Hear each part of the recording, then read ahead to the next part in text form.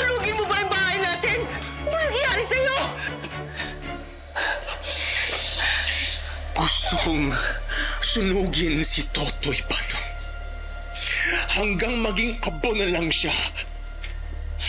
Anak, you're out of control!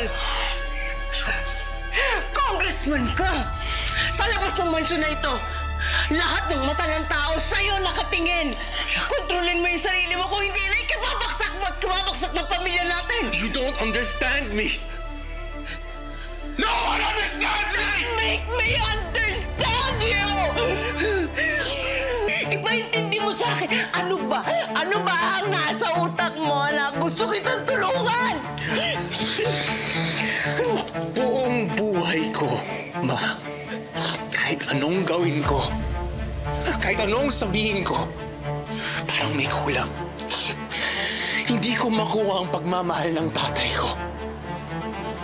Tapos malalaman ko, may kapatid pala ako. Now I understand. Now it all makes sense to me. Ngayon gusto mo akong intindihin? Ang kailangan mo lang maintindihan is papatayin ko si Totoy Pato.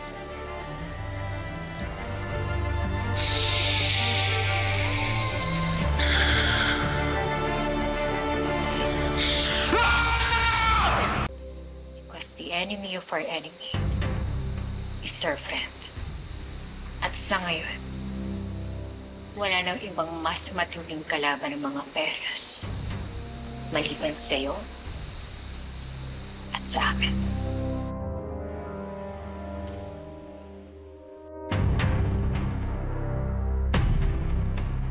Ba't naman ako papayag maging sunod-sunuran ng pamilya mo? For one, you actually stand a chance against Wayne. Pero sa tingin mo ba, kaya ng mga kamao mo lang yung mga baril nila?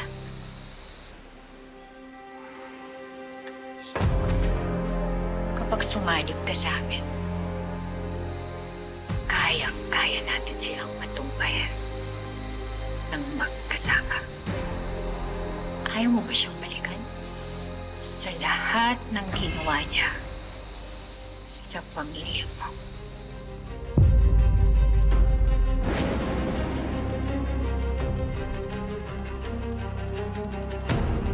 Ikaw na naman! Bumalik ka dito! Hoy, Toy! Hoy!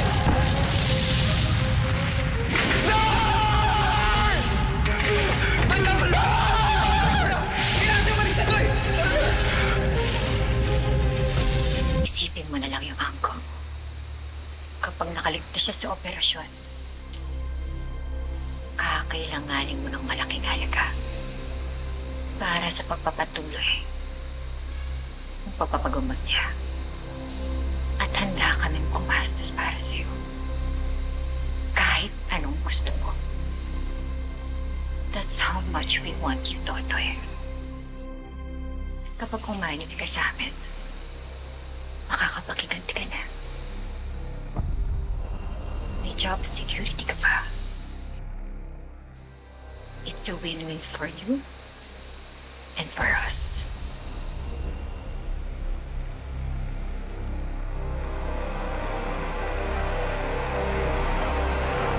Sige. Pumapayag na ako. Good.